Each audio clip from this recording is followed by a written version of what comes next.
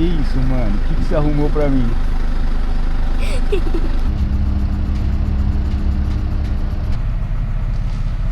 Passou lá na vistoria do Inmetro e a partir da vistoria do Inmetro voltei no Detran com o laudo. Por último, mas não menos importante, deve ser uma dúvida que todo mundo tem, se vale a pena comprar carro de leilão.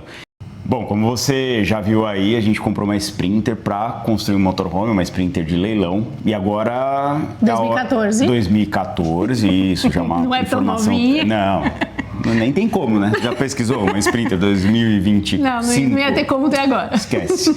Mas chegou a hora de mostrar a caminhada para você ver se vale a pena, como é que ficou. Enfim, a ideia nesse vídeo é chegar até os primeiros passos da construção, ou seja, mostrar toda jornada, a saga, assim fala. A saga, desafio, seja qual for o termo. Porque não são só coisas boas, né? Vem uma 2014, não é? De leilão.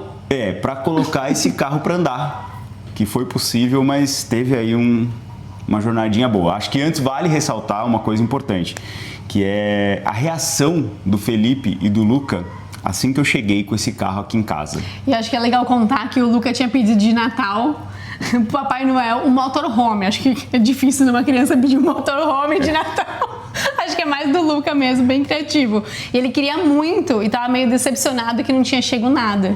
E aí foi muito legal a reação dele por causa disso. Acho que a Fê tá falando isso porque era comecinho do ano, né? Então, apesar de a gente ter pego o carro lá para novembro, ele acabou passando aí por algumas questões técnicas e ficou, né, entre Natal e Ano Novo no mecânico.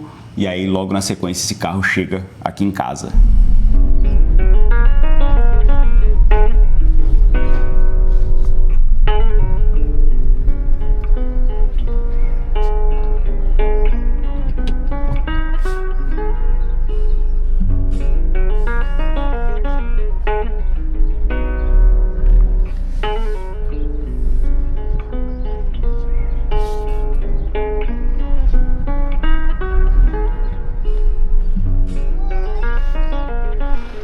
Oi, tudo bem?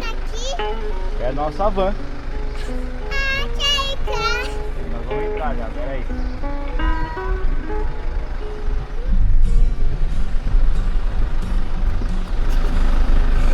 Que isso, mano? O que você arrumou pra mim? E aí?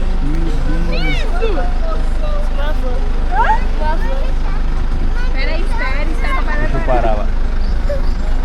Enorme! E aí, mano? Vai me ajudar a montar?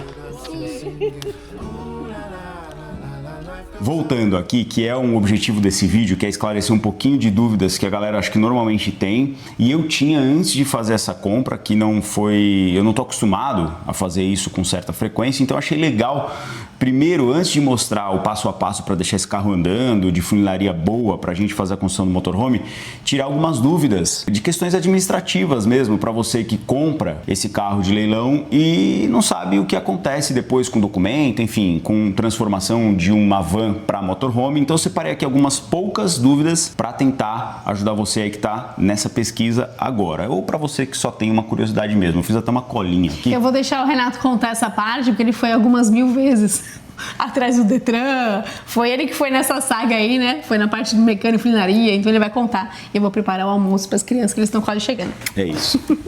E não acha estranho esse cenário nosso, porque basicamente as coisas do motorhome estão chegando e estão ficando aqui atrás. Então eu fiz questão de pegar esse cantinho aqui que nós estamos armazenando as coisas para conseguir bater esse papo com vocês de uma forma mais silenciosa e organizada, tá? Então a primeira dúvida que eu separei aqui é se o carro fica com alguma restrição administrativa. E tudo que eu falar aqui foi o que aconteceu comigo, não necessariamente é uma verdade absoluta de todos os carros que se compra em leilão.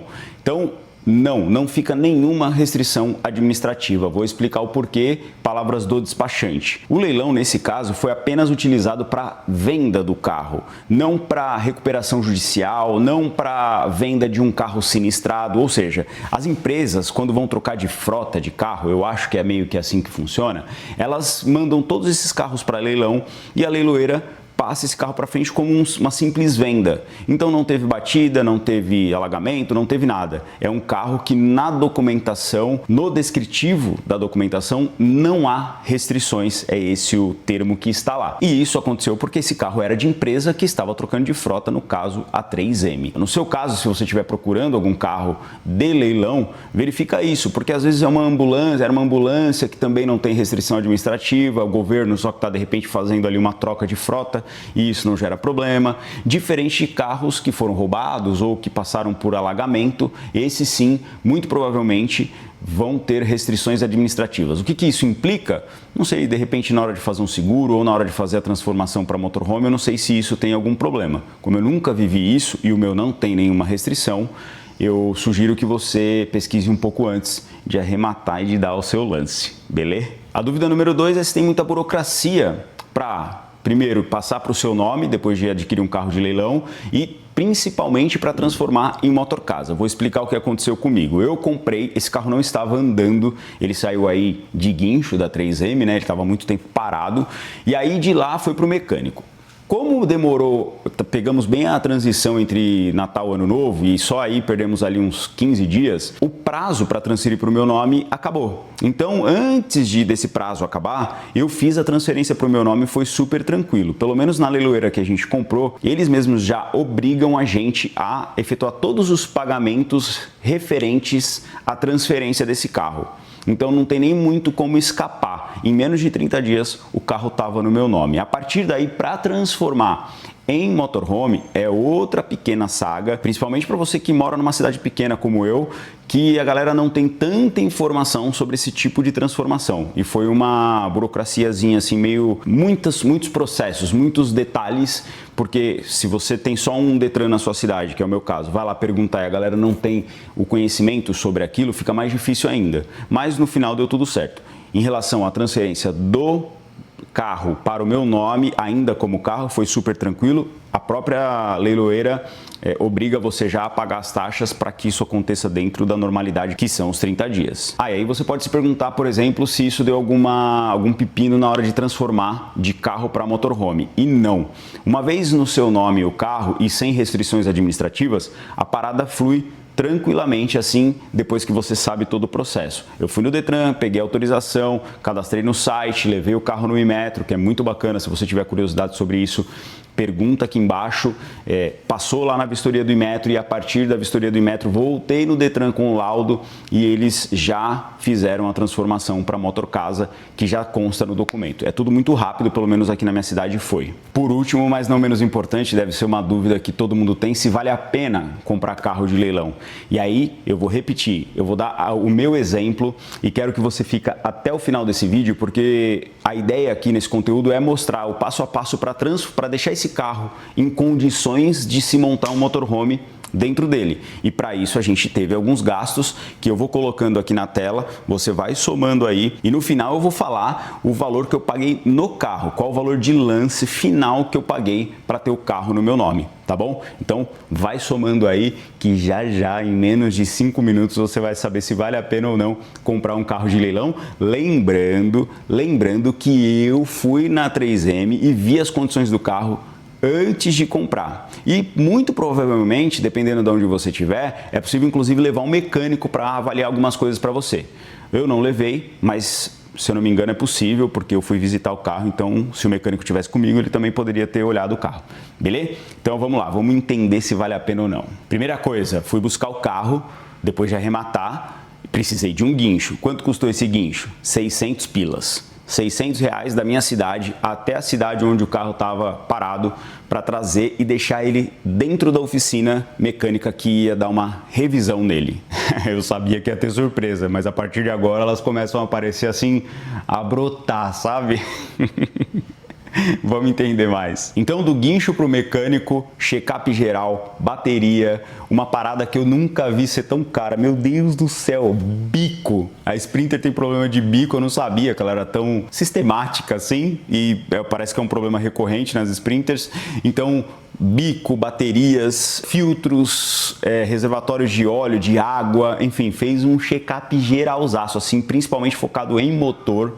E essa brincadeirinha, olha, sério, R$7.400. R$7.400, né, para ser bem claro. Foi um pouquinho mais do que a gente estava imaginando, só os bicos consumiu muito mais do que metade desse valor, mas não teve muito jeito, teve que fazer. Nesse valor ainda inclui compressor do ar-condicionado, que estava muito tempo parado, gerou algum vazamentozinho ali, e gás do ar-condicionado, ou seja, ela saiu de lá funcionando, toda a parte elétrica, enfim, toda a revisão do carro mesmo. Ainda não tinha mexido na funilaria, mas em relação à mecânica elétrica do carro, ó, zerinho. Eu queria que a Fernanda tivesse aqui, mas ela sabe todos esses valores, tá? E a coisa custa caro mesmo. Mas com tudo em dia, mecânica funcionando, bicos, ó, o carro acelerava, melhorou muito, dá para perceber que o serviço funcionou. Era hora de dar uma geral no carro. E isso, assim, até agora acho que foi o mais gostoso, que foi aquela união familiar em prol do mesmo objetivo, que é construir um motorhome dentro dessa Sprinter. Então, foi uma tarde que a gente gastou um dia inteiro praticamente, mas mais no período da tarde, focado em higienizar todo o carro, e todo mundo participou. Não consegui soltar Não vai documentar? Pai, tá pisando essa porta. Na porta nós estamos limpando primeiro a van, que vai virar um motorhome, para fechar depois. Você me ajuda? Sim. Quem é o piloto dela? Quem é o piloto? A Brooke. Você é o piloto? O que tá fazendo aí? Tirando o parafuso pra soltar essa parte. Primeira coisa que a gente tá fazendo é limpar, né? Mostra a mão. Um dia os caras vão te ver, sabe aonde? Lá no Alasca. E eles vão achar que foi fácil. E aí você vai falar pra eles assim, não, nada é fácil, mas tudo é possível. Certo? Can you hear me?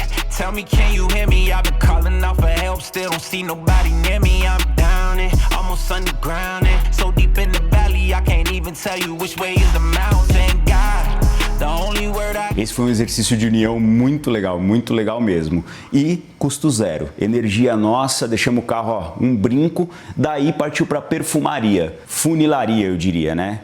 Por que perfumaria? Porque tem coisas ali que precisavam ser feitas e outras que a gente aproveitou para fazer para deixar o carro mais elegante, mais, enfim, mais novinho.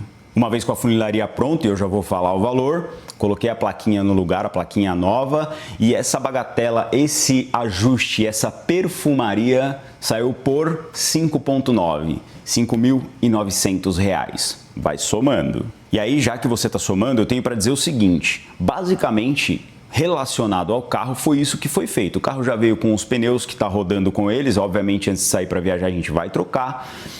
Parte elétrica, tudo funcionando, ele está todo rodando, pô, tudo legalzinho. Então, agora acho que o que a gente precisa é visualizar um carro na internet ou a tabela FIPE dele. Eu pesquisei aqui, a tabela FIPE está em R$123 mil mais ou menos, eu não sei se é exatamente o modelo que eu tenho, porque tem muitas variações de teto alto, cabine extra longa, enfim. Mas deve ser próximo disso. E os valores que eu encontrei aqui foi aproximadamente R$138 mil. Esse carro é muito difícil de ser encontrado para comprar. Eu achei a R$160 mil carro sem precisar de reforma. Então, quando a gente foi dar o lance no carro, a gente tinha um limite pensando o seguinte, olha, se a gente precisar pegar o carro e o motor tiver fundido, até quanto a gente iria? E eu já vou falar já já. E isso só veio baseado em pesquisa de quanto custa esse carro no mercado. Então, por exemplo, a gente tinha achado uma Renault Master a R$115 mil, que era uma oportunidade de negócio. O carro estava andando perfeito, só que não deu certo. Então, esse era um valor de um carro barato, porque muito barato, não que seja pouco dinheiro, mas para esse mercado, 115 mil, a Renault Master era 2018, se não me engano, a L3H2, acho que é isso.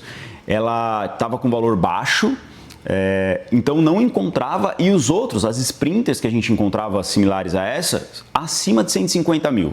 Olha, 150, 158, 164, procuramos muito e não achava. Eu andei rodando achando aqui esses dias, achei a 140, 138, 140 mil, mas está muito mais rodada, inclusive. Apesar de estar andando, está com muito mais quilometragem. Então, fica aí essa referência de valor de mercado para você. Mas a FIPE, se eu não me engano, 125 mil. Sabendo dessa pesquisa, pode pesquisar um pouquinho aí também.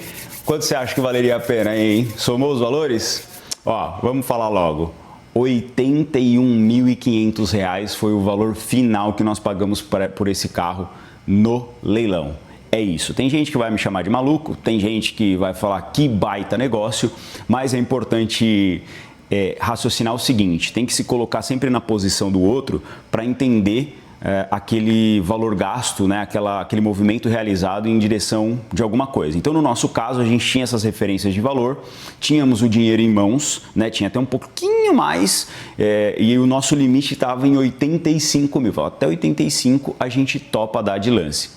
Então estava muito próximo do nosso limite e o valor final foi 81. Que mais os valores aí somados, 81.500. Que mais os valores somados, eu anotei aqui, os valores gastos, deu R$ 95.400. Se eu tiver errado, eu vou corrigir no lettering aqui na informação de texto. Tá? Então, achamos que foi sim um baita negócio, pelo menos até agora o carro está andando perfeitamente, não deu nenhum problema de motor. Todo mundo mecânico, funileiro, eletricista, todo mundo que o carro passou em mãos falou que o motor está muito bom, suspensão está boa, pastilha estava boa, disco, né? Não sei se é pastilha, se é disco, mas a questão dos freios estava muito legal. Então, como carro, a gente achou que fez um baita de um bom negócio. O que eu tirei de aprendizado de tudo isso é que dá trabalho, mas se você pesquisar direitinho, dá para achar um carro bacana. E aí o carro agora está em fase de construção. Aliás, posso adiantar que está super a vapor essa construção. Me diz aí se você acha que eu fiz um bom negócio, se a minha família fez um bom negócio adquirindo esse carro. Nós acreditamos que sim, porque é o maior carro, tirando a Sprinter Big, é o maior carro da categoria. Então, para a gente que tem 2 filhos, um 8, um 4 anos, a gente entendeu que para o nosso layout ela vai funcionar super bem e agora é cortar o carro, né? Cortar o carro, fazer um monte de buraco nele, colocar a janela, ou seja, transformar num motorhome. Queria muito que você continuasse acompanhando. Fezinha não pôde estar aqui com a gente, começou o vídeo, mas tem lá os afazeres, então eu espero que você tenha gostado. No próximo vídeo, tudo sobre isolamento térmico, paredes e inclusão das bolhas. Sim, esse carro vai ter bolhas para caber as pessoas lá dentro. Eu espero que você tenha gostado. Se inscreve aí no canal. Tchau!